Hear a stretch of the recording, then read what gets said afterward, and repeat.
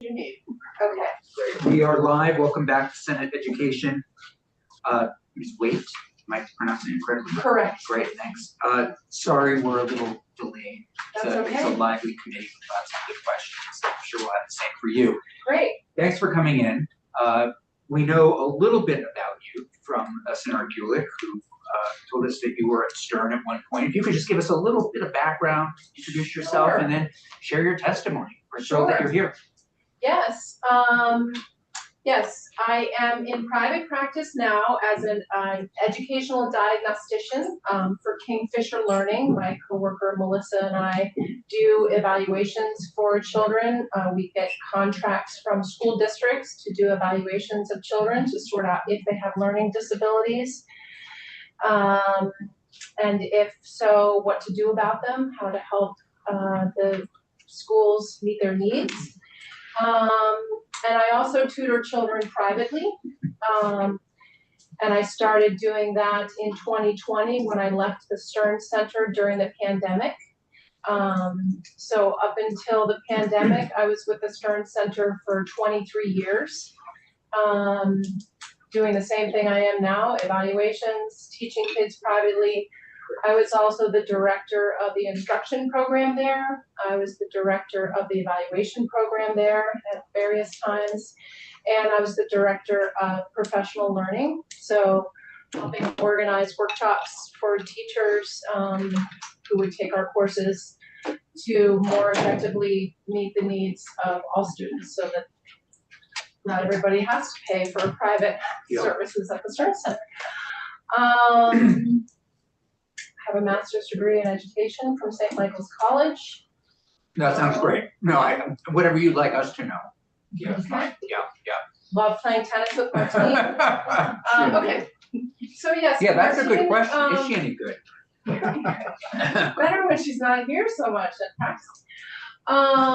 So Martine asked me to come and offer my take on the bill that she has sponsored.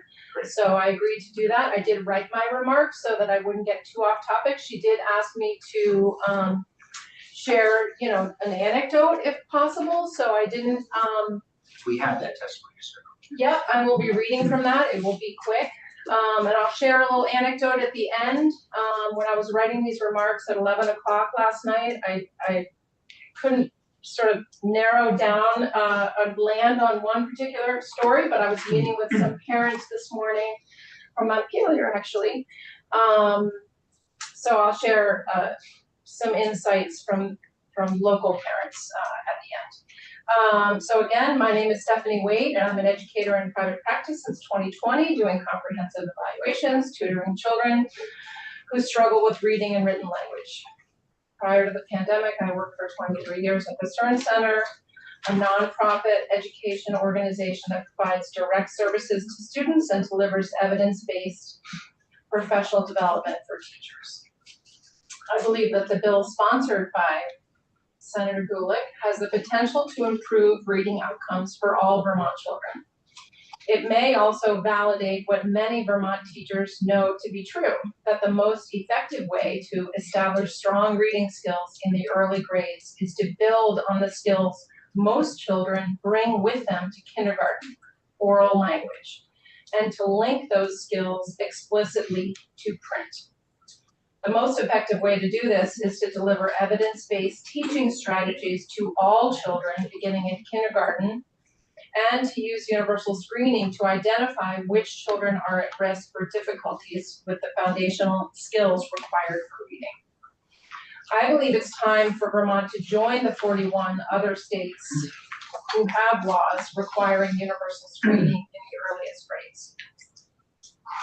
Over the past 4 decades, research has provided overwhelming evidence that the most effective way to establish strong reading skills in the early grades is to use an explicit, structured literacy approach that links speech to print. You don't need access to educational research journals for proof that change is needed in Vermont's K-3 classrooms. Mainstream media outlets, including Vermont's own 7 Days newspaper and Vermont Digger, have published articles within the past 4 months highlighting our dismal reading performance In 2022, 71% of eighth graders tested in Vermont scored below a proficient level based on the NAEP, otherwise known as the Nation's Report Card. Fourth graders didn't fare much better, with 68% of them scoring below proficient. Even more alarming, in my view, is that only 9% of Vermont's fourth graders scored in the advanced level. And this percentage has not changed in more than 20 years. Surely we can do better. Critics who might push back against this type of legislation worry about the risk of labeling children as young as 5 and 6 years old. As a parent of 3 children, I understand this worry and agree this is a legitimate concern, but one that should not derail the bill, because the goal of universal screening is not to label children, but to find those who are at risk for reading difficulties and give them the targeted, explicit instruction they require when it matters most, in the earliest grades. We know that when reading difficulties go unnoticed in the early grades, children are much more likely to struggle with reading throughout school, putting them at risk for mental health problems, including anxiety and depression, as well as increasing their chances of ending up in poverty and being incarcerated. Children who aren't reading on grade level by 3rd grade are 4 times less likely to graduate from high school. Other critics might lament the amount of time we'll expect classroom teachers in the lowest grades to focus on things that sound boring or old-fashioned. Sounds, letters, phonics, decoding. Yet these are the skills that researchers have found over and over again, over 40 years, that are the most helpful in turning children into readers. Some critics will also complain that precious instructional time will be spent on basic, seemingly low-level skills rather than spending time with incredible books and fostering a love of stories in children by allowing them the freedom to choose their own books to read quietly on their own. No teacher or parent I have ever known would deny that reading out loud to children of any age is not only a delightful way to spend time, but is essential to building vocabulary, fostering imagination and creativity, and exposing children to the rich language of literature. But using instructional time every day for silent reading is not effective in the youngest grades. One small example to illustrate this is from a 7-year-old who once shared with me how much he dreaded silent reading time. Not only did he not know how to read, he was diagnosed with dyslexia by the end of 2nd grade, but he knew that his teacher thought he could read because he could memorize short books and read them to her when it was time for an assessment, or he could use the pictures to make good guesses about what was in the story. During silent reading time, Carter sat with his book and counted the words over and over until he heard someone else turn a page, and then he turned his page too. He did this word counting exercise until silent reading time ended, and he felt more and more stupid as the year dragged on. He eventually got the instruction he needed, he learned how to read, and published his own books. And there's a link to his story at the end of this document. For too long, we have failed our children when it comes to literacy. For too long, we have ignored signs that ineffective teaching methods based on disproven methodologies have led our children in the wrong direction. And it shows in the growing number of Vermont children who read poorly. Vermont children and the educators who care about them deserve better. Bold action in the form of legislation like this can give our children a chance to develop the strong reading skills they deserve. I believe that Vermont urgently needs this legislation. Thank you for giving me the opportunity to share my thoughts here today. And an anecdote from this morning that some parents who live nearby and have children in the public schools here, one in 5th grade, one in 2nd grade, urged me to remind everybody of the obvious. which is that this is really an equity issue, and that parents like the ones I was meeting with who can afford to spend the $2,800 that it costs for me to spend the day with their son, and then another day to write the report, and then another hour to meet with them to talk about it. You know, those children whose parents don't know to look elsewhere for help, or simply can't afford $3,000 and then $80 an hour for instruction, you know, are set up for failure. And I know we can do better. We're such a small state, and we have amazing, dedicated teachers who want to do better. The 7 Days article quoted some great teachers who simply did not have any of the information they needed to teach reading when they came out of their teacher preparation programs. So I'm glad that someone who was just sitting in this chair is from the state college system, which can do a lot better, and UVM as well. So I hope that that's part of the equation here, because we can certainly do better. Our teachers want to do better, and I have great faith that we can make this happen. Great. Yeah, we started the process 2 years ago. Like Yes. Act 28, and one of the pieces of Act 28, what it sort of, one of the ways it came out was we had teachers come into this committee that said they have no idea how to teach reading. Brave, really brave souls to come into this committee and say, listen, I've been teaching and I just don't know how to do it. The other big piece of that training investment is looking at our state colleges, state universities, and even independent colleges that need to say anybody that actually offers a degree in teaching, so that we're due back, I think, if it's not already finished, an assessment of those institutions. Good. Yeah. Thank you, Chair. So obviously you got your degree from St. Michael's College, so Yes. they must be doing something different from UVM and state college and stuff. Is that accurate? Yes, but I did not learn how to teach reading at St. Michael's College, so my program did not cover that. I was initially, you know, I did get a degree in teaching middle and high school, so it's understandable that that would not have been a focus. I don't recall my elementary school classmates, you know, in training, getting that instruction either. It wasn't until I was hired by Pine Ridge School, which is now defunct, but it was a private boarding school for students with dyslexia in Williston. That is since closed. But when I was first hired by Pine Ridge School, I had to take a 40-hour class and be trained in the Orton Gillingham approach. And it was eye-opening for me. I had no idea how, you know, how the language broke down and how to then teach it, you know, from the ground up to children who really struggled.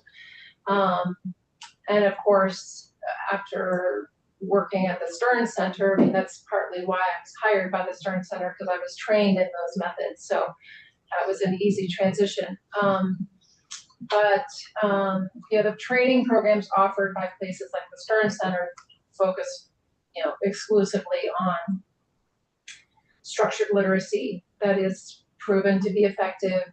And then they also do social emotional learning because of the impacts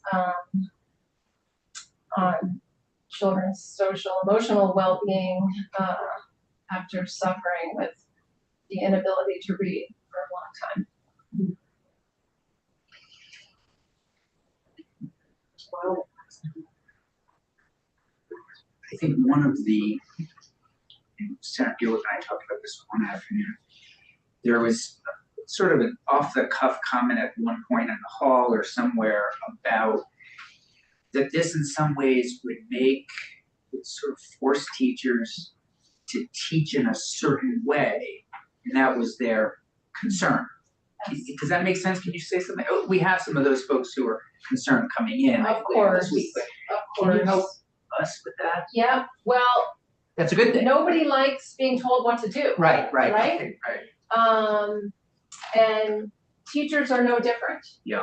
And I think at some point, you have to recognize that the status quo that we've had for, too long, We said let's just 41 say. states are doing this, or not. 41 states are doing this, and Vermont hasn't improved its outcomes for children in a really long time. And I think to have a sort of a level playing field where all of our teachers in those earliest grades are at least on the same page and looking at kids and what skills they come in with, and then developing teaching approaches for those kids, especially those who are vulnerable, whether they, come from poverty, or whether they're at risk for a learning disability, or didn't have access to good quality childcare, which is another big issue. It gives teachers in the earliest grades, who are, in my mind, the most important to these outcomes that we're seeing in fourth grade, really valuable information that will inform their teaching in ways that will have really positive, Results. outcomes That's great. for kids. And I think the fourth grade teachers will really be happy down the road. I know you don't have a crystal ball, but sorry. Please, no, of course not. If we were to implement something like that, if we're lucky enough to have the, fortitude to make this happen, how long do you think it would take to see like a real, like, structural shift in our outcomes? How many years of this kind of program do you think? I just want to set folks. Well, let's keep in mind that kids aren't tested, until fourth grade, right? So if you're starting this in kindergarten, those kids won't take, the NAEP until they're in fourth grade, right? Because we don't have any kind of, we have the statewide test, but they don't start till third grade. So, that's a really hard question to answer. It's I'd love to say, oh, well, you would see results in 2 years. I don't know how you would quantify how quickly you would see results. It could potentially take. I certainly think it would be not as fast as you would like. Right. And that's not an answer that your appropriations committee or whoever makes other decisions around here would like. Well, just in the 2 years since Act 28, this much they feel. I think the agency came in and said progress has been made. So it takes a while. Well, now it's coming on the heels of COVID, Right. So that's tough. Everyone's behind the 8 ball because of COVID, especially those kids who will be taking the NAEP next year in fourth grade, or this year, whenever. Senator Williams. So I get it. I like your bill. I hate to read because I know where I'm going. If I want to take a nap, just open the book. Literally. So, but my question, the original question when you sent me your bill and asked me to sign on was, I can't believe that we have to tell the Agency of Education that they're going to teach this. And what, and I was surprised that they aren't doing this. And then my other question is, where do you cut the line? What are you going to do about those fourth graders that have already gone by? How do we give remedial, because we owe it to them to fix it too. If we start with kindergarten to fourth grade, what about the children that have already gone by? The research is sadly very discouraging on what happens to those kids. I mean, I mentioned it in the statistics in there. Certainly,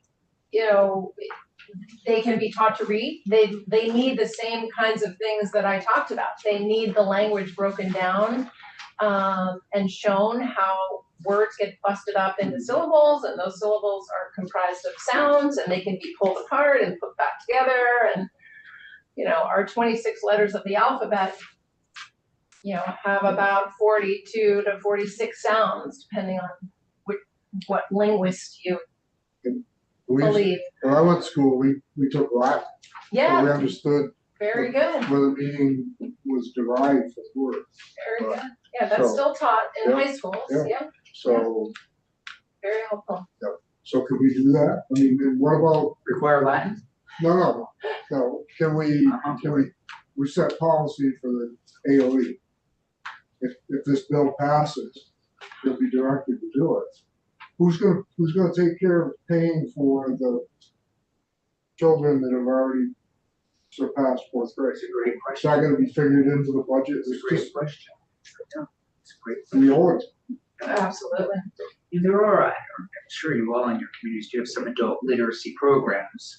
There's a vibrant one in Bennington, but still it's not usually a fundraising problem. Yes. I believe that when Senator Hewlett has success with this bill, that the next biennium after her reelection should be addressing The the Latin. fourth grade law. And the Latin.